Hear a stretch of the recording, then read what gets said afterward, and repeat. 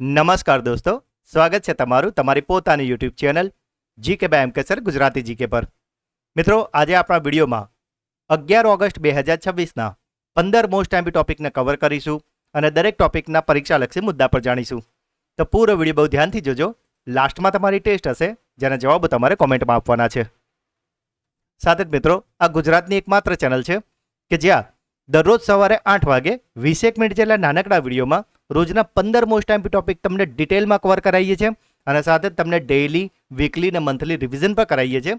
તો જો મિત્રો આ ચેનલને રેગ્યુલર ફોલો કરે છે તેઓ કોઈ પણ એક્ઝામની તૈયારી કરતા હોય મિત્રો, તેમાં કરંટ અફેર્સ બાબતે બીજું તમારે કશું જ જોવાની જરૂર નહીં પડે મિત્રો. તો જો હજુ સુધી ચેનલને સબસ્ક્રાઇબ ના કરી હોય તો પ્લીઝ જલ્દીથી કરી લો. તો ચલો વિડીયો સ્ટાર્ટ કરીએ. કઈ રાજ્ય સરકારે મહિલા સમર્થ સંસ્થાન પુરસ્કાર યોજના શરૂ કરી છે? તો મિત્રો, આ જે યોજના છે મહિલા સમર્થ સંસ્થાન પુરસ્કાર યોજના, તેને શરૂ કરી છે હરિયાણાએ. હરિયાણા સરકાર દ્વારા વિશેષ રૂપે સરકારી અને ખાનગી બંને ક્ષેત્રો માટે આને શરૂ કરવામાં આવી છે. આ યોજનાનું પ્રાથમિક લક્ષ્ય છે મિત્રો કે કાર્યસ્થળો પર લિંગ સમાવેશી અને સંપૂર્ણ સુરક્ષિત વાતાવરણને પ્રોત્સાહન આપવાનું છે. યોજનાનું અમલીકરણ અને સંચાલન મહિલા અને બાળ વિકાસ વિભાગ હરિયાણા દ્વારા કરવામાં આવ્યું છે. આ પહેલ રાજ્યની તે સંસ્થાઓ, સંગઠનો અને નોકરીદાતાઓને સન્માનિત કરે છે કે જે મહિલાઓ માટે અનુકૂળ નીતિઓને લાગુ કરે છે. પુરસ્કારોની પસંદગી મહિલા સુરક્ષા, મહિલાઓને સમાન વેતન, સ્ક્રેચ સુવિધાઓ અને નેતૃત્વની સમાન તકોના આધારે કરવામાં આવે છે.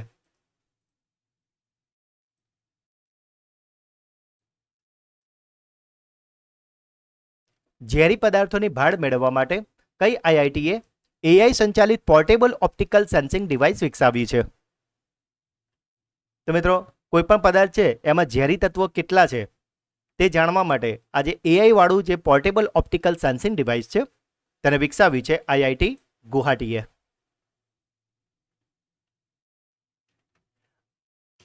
આઈઆઈટી ગુવાહાટીના સંશોધકોએ ઓગસ્ટ 2026માં પાણીના નમૂનાઓમાં રહેલા ઝેરી પદાર્થોની ઝડપી ઓળખ માટે EI નામનું ડિવાઇસ વિકસાવ્યું છે. તો મિત્રો, જો તમને એનું નામ પૂછે તો એનું નામ છે EI. આ ડિવાઇસ રાસાયણિક પ્રતિક્રિયાના રંગીન તીવ્રતાને માપે છે મિત્રો. જે અંદર રંગ હોય ને એની તીવ્રતાને માપે. એટલે મિત્રો, આ એક નિયમ છે જેને કહેવાય બિયર-લેમ્બર્ટ નિયમ, અને તેના આધાર પર આ કાર્ય કરે છે. પાણીની અંદર જે કેન્સર પેદા કરનારી ભારે ધાતુ હોય જેવી કે આર્સેનિક, લેડ, ક્રોમિયમ, ફ્લોરાઇડ અને ઇકોલાઈ બેક્ટેરિયા, આ બધાની જે તરત ઓળખ કરે છે મિત્રો. આ જે ડિવાઇસ છે એનો ખર્ચ લગભગ 35 રૂપિયા જેટલો જ છે અને પ્રતિ સેમ્પલ ચેક કરવાનો, જે તપાસ કરવાનો જે ખર્ચ હોય એ પ્રતિ સેમ્પલ માત્ર 2 રૂપિયા જ છે. કઈ રાજ્ય સરકારે અન્ના સીર યોજનાની જાહેરાત કરી છે?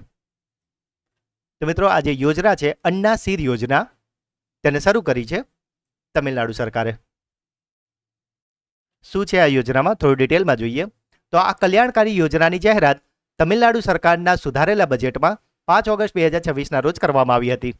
મિત્રો, આ યોજનામાં જે પણ પાત્ર નવવધુ હશે તેમને લગ્નના દિવસે એક 8 ગ્રામનો સોનાનો સિક્કો અને એક સિલ્કની સાડી ભેટ સ્વરૂપે આપવામાં આવશે. મિત્રો, તમને ખ્યાલ જ છે કે તમિલનાડુમાં હાલમાં નવા મુખ્યમંત્રી આવ્યા છે જે છે સી જોસેફ વિજય, કે જેમને થલાપતિ વિજયના નામથી ઓળખે છે. તેમણે આ યોજનાને મોટા ભાઈની ભેટ તરીકે રજૂ કરી છે.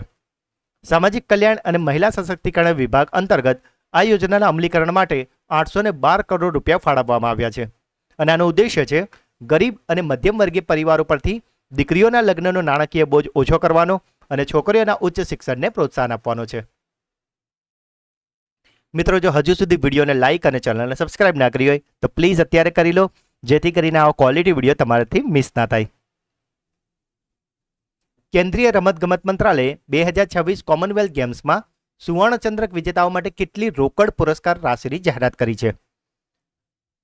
તો મિત્રો, જે પણ એથ્લેટ, આપણા જે પણ પ્લેયર છે કે જેમણે કોમનવેલ્થ ગેમ્સમાં સુવર્ણચંદ્રક જીત્યો છે ભારત માટે, તેમને કેન્દ્રીય રમતગમત મંત્રાલય આપવાનું છે 30 લાખ રૂપિયા. વર્લ્ડ એથ્લેટિક અંડર 20 ચેમ્પિયનશિપ 2026માં પુરુષોની ભાલાફેંક સ્પર્ધામાં સિલ્વર મેડલ જીતનાર ભારતીય ખેલાડી કોણ છે? તો મિત્રો, આ જે સ્પર્ધા હતી વર્લ્ડ એથ્લેટિક અંડર 20 ચેમ્પિયનશિપ, તેમાં ભાલા ફેંકમાં સિલ્વર મેડલ જીત્યો છે આશીષ યાદવે. ભારતના 19 વર્ષીય એથ્લીટ આશીષ યાદવે પુરુષોની ભાલાફેંક સ્પર્ધામાં શાનદાર સિલ્વર મેડલ જીતી લીધો છે.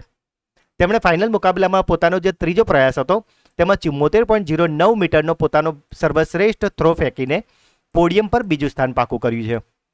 મિત્રો, આ જ રમતમાં 2016માં નીરજ ચોપડાએ ગોલ્ડ મેડલ જીત્યું હતું અને આ વૈશ્વિક અંડર-20 ચેમ્પિયનશિપની ભાલાફેંક સ્પર્ધામાં મેડલ જીતનારા આશીષ યાદવ બીજા ભારતીય પ્લેયર બન્યા છે.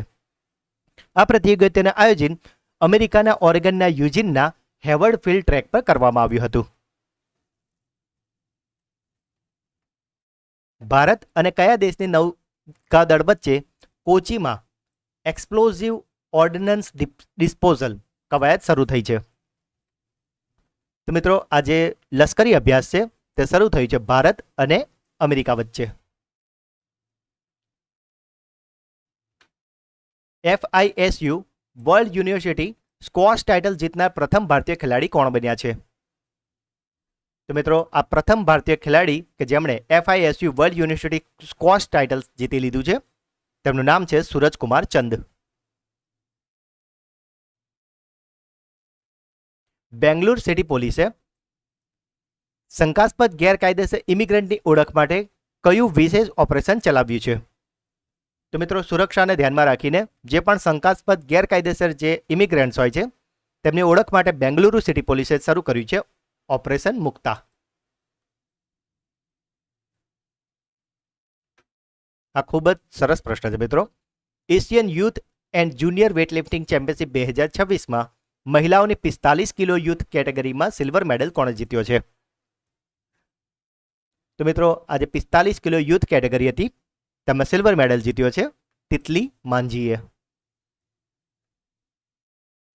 ભારતીય વેઇટલિફ્ટર તિતલી માંઝીએ મહિલાઓની 45 કિલોગ્રામ યુથ કેટેગરીમાં શાનદાર પ્રદર્શન કરીને સિલ્વર મેડલ પોતાના નામે કર્યો છે. સાથે જ મિત્રો, સ્નેચમાં 68 કિલોગ્રામ અને ક્લીન એન્ડ જર્કમાં 87 કિલોગ્રામની સાથે કુલ 155 કિલોગ્રામનું વજન ઉપાડીને પોડિયમ પર બીજું સ્થાન પર મેળવ્યું છે. આ પ્રતિયોગિતાના કુલ સરવાળામાં સિલ્વર જીતવાની સાથે જ તેમને ક્લીન એન્ડ જર્ક કે જે 87 કિલોગ્રામ કેટેગરી હતી તેમાં વ્યક્તિગત ગોલ્ડ મેડલ પર તેમણે જીત્યો છે. આ જે મહાદ્વીપીય ચેમ્પિયનશિપ હતી તેનું આયોજન ઓગસ્ટ 2026માં ફિલિપિન્સના મનીલા ખાતે કરવામાં આવ્યું હતું. સાથે જ મિત્રો, જુલાઈ મંથનું મંથલી કરંટ અફેર્સ કે જેમાં આપણે જુલાઈ મંથના મોસ્ટ એમપી 200 પ્રશ્નો કવર કર્યા છે. તો જો હજુ સુધી તમે આ વિડીયો ન જોયો હોય તો આને જરૂરથી જોઈ લેજો મિત્રો, કારણ કે જો તમે આ વિડીયો જોઈ લેશો તો જુલાઈ મંથના મંથલી કરંટ અફેર્સ બાબતે બીજું તમારે કંઈ જ જોવાની જરૂર નહીં પડે મિત્રો, કારણ કે આપણે આમાં એવા જ 200 પ્રશ્નો લીધા છે કે જે તમારી આવનારી તમામ સ્પર્ધાત્મક પરીક્ષામાં તમને ખૂબ જ ઉપયોગી થશે. સાથે જ મિત્રો, તમારે આગળના કોઈ પણ મંથના આવા મંથલી વિડીયો જોતા હોય તો મિત્રો એ દરેક આપણી ચેનલ પર અવેલેબલ છે કે જેમાં આપણે દરેક મહિનાના આવા મોસ્ટ એમપી 200 પ્રશ્નો કવર કર્યા છે. મિત્રો, આ બધા જ ક્વોલિટી વિડીયો છે અને આમાં આપણે મોસ્ટ એમપી 200 પ્રશ્નો સિલેક્ટેડ લીધા છે કે જે તમને દરેક પરીક્ષામાં ખૂબ જ વધારે ઉપયોગી થવાના છે. માટે મિત્રો, તમે કોઈ પણ કોમ્પિટિટિવ એક્ઝામની તૈયારી કરતા હોય તો પરીક્ષા આપવા જતાં પહેલાં એટલીસ્ટ પાછળના 8-1 મહિનાના આવા મંથલી કરંટ અફેર્સ જરૂરથી જોઈને જજો. આ બધા જ મંથલી કરંટ અફેર્સ વિડીયોની લિંક તમને આ જ વિડીયોના ડિસ્ક્રિપ્શનમાં આપવા મળી જશે મિત્રો, તો આ મંથલી વિડીયોને તો અચૂકથી જોઈ જ લેજો. વિશ્વ આદિવાસી દિવસ દર વર્ષે ક્યારે ઉજવવામાં આવે છે? તો મિત્રો, આજે વિશ્વ આદિવાસી દિવસ છે તે દર વર્ષે ઉજવવામાં આવે છે 9 ઓગસ્ટના રોજ. વિશ્વ આદિવાસી દિવસ દર વર્ષે 9 ઓગસ્ટના રોજ વિશ્વભરમાં સ્વદેશી વસ્તીના અધિકારોના સંરક્ષણ માટે ઉજવવામાં આવે છે. સંયુક્ત રાષ્ટ્ર મહાસભાએ ડિસેમ્બર 1994માં સત્તાવાર રીતે આ દિવસની જાહેરાત કરી હતી. સાથે જ આ દિવસ 1982માં જીનેવા ખાતે સ્વદેશી વસ્તી પર સંયુક્ત રાષ્ટ્ર કાર્યકારી જૂથની પ્રથમ બેઠકની યાદમાં પસંદ કરવામાં આવ્યો છે. આ વર્ષની આંતરરાષ્ટ્રીય થીમની વાત કરીએ તો તે સ્વદેશી ભાષા, સાંસ્કૃતિક વારસાના સંરક્ષણ અને તેમના જમીન અધિકારો પર કેન્દ્રિત છે. કોરિયા માસ્ટર્સ 2026માં મહિલા સિંગલ્સનો ખિતાબ જીતનાર ભારતીય બેડમિન્ટન ખેલાડી કોણ છે? તો મિત્રો, આજે ભારતીય બેડમિન્ટન ખેલાડી છે કે જેમણે કોરિયા માસ્ટર્સ 2026માં મહિલા સિંગલ્સનો ખિતાબ જીતી લીધું છે. તેમનું નામ છે અસ્મિતા ચાલિહા.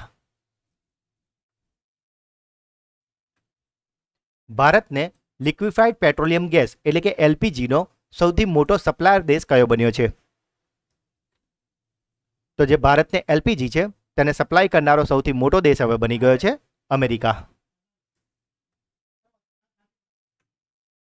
પર્યાવરણ સંરક્ષણ માટે ડોક્ટર એમ એસ સ્વામીનાથન પર્યાવરણ સંરક્ષણ પુરસ્કાર 2026થી કોને સન્માનિત કરવામાં આવ્યા છે?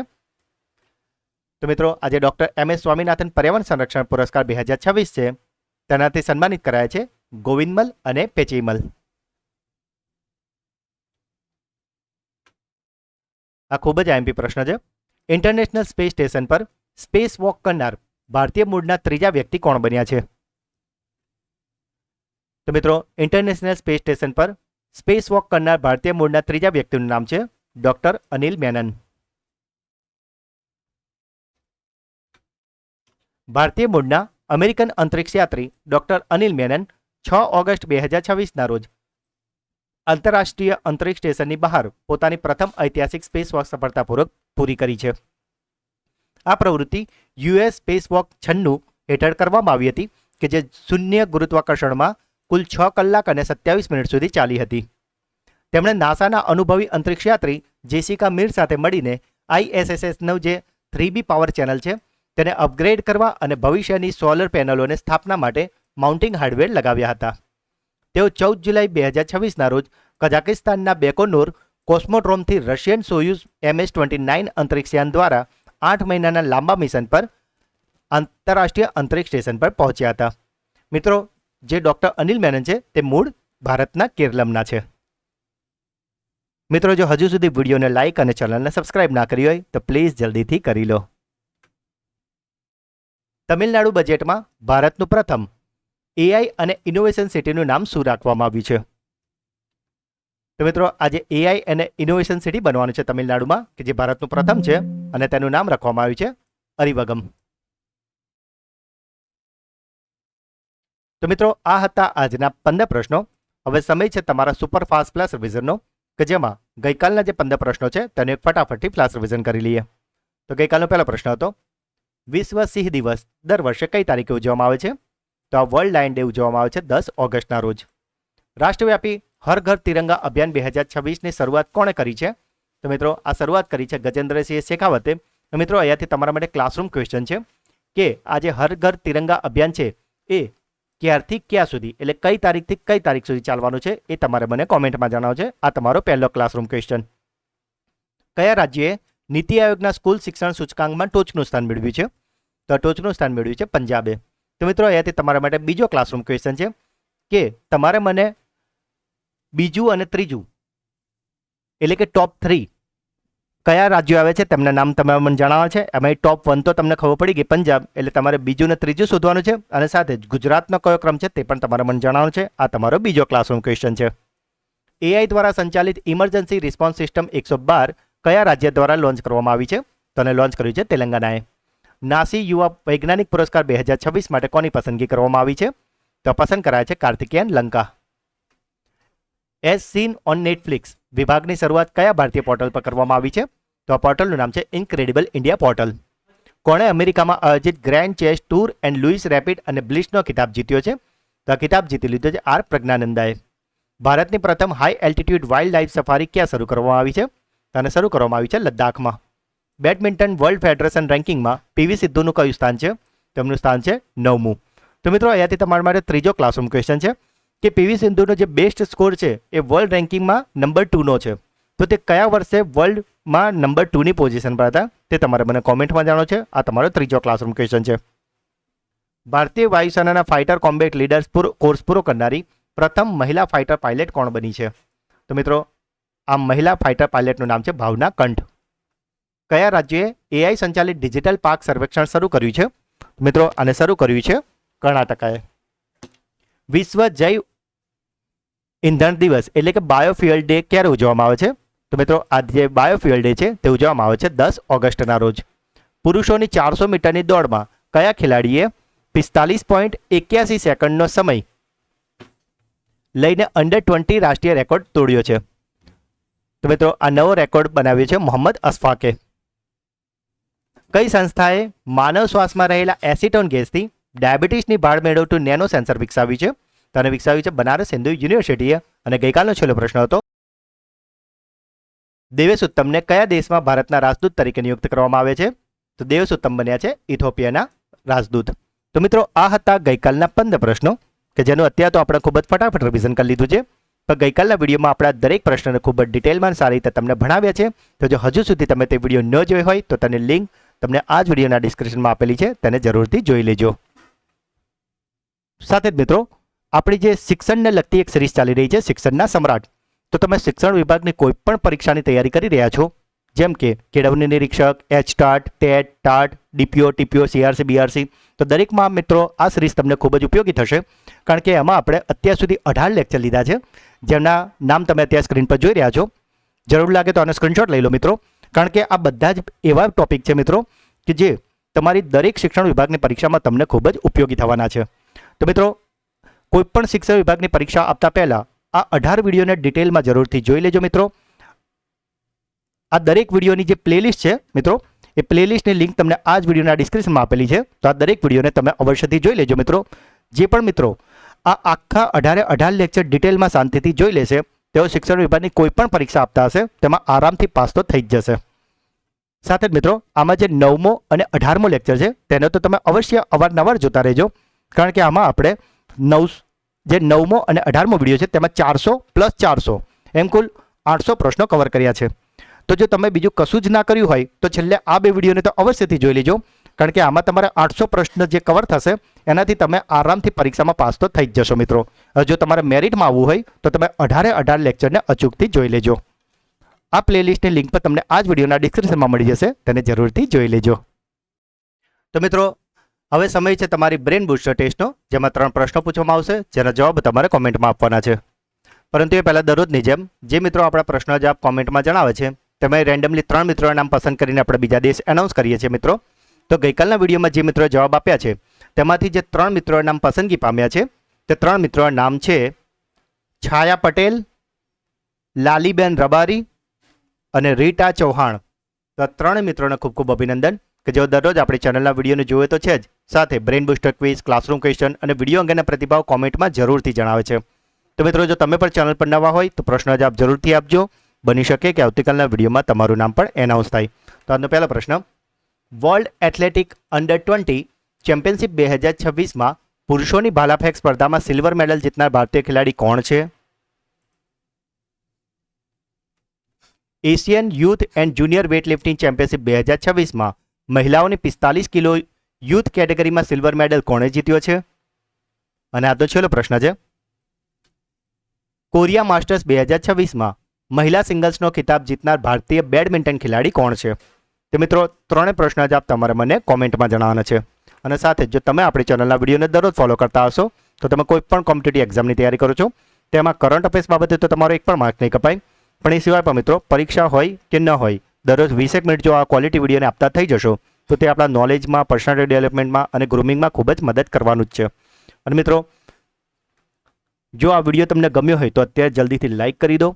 જે પણ પ્રશ્નો પૂછવામાં આવે છે અને ખાસ વિડીયો તમને કેવો લાગ્યો કોમેન્ટમાં જરૂરથી જણાવજો મિત્રો, કારણ કે હું દરેક કોમેન્ટના રિપ્લાય જરૂરથી કરું છું. આ જે સૌથી સારામાં સારી કોમેન્ટ હોય છે તેને હું પિનઅપ કરું છું, જેથી કરીને તમારો પ્રતિભાવ તમામ મિત્રો વાંચી શકે.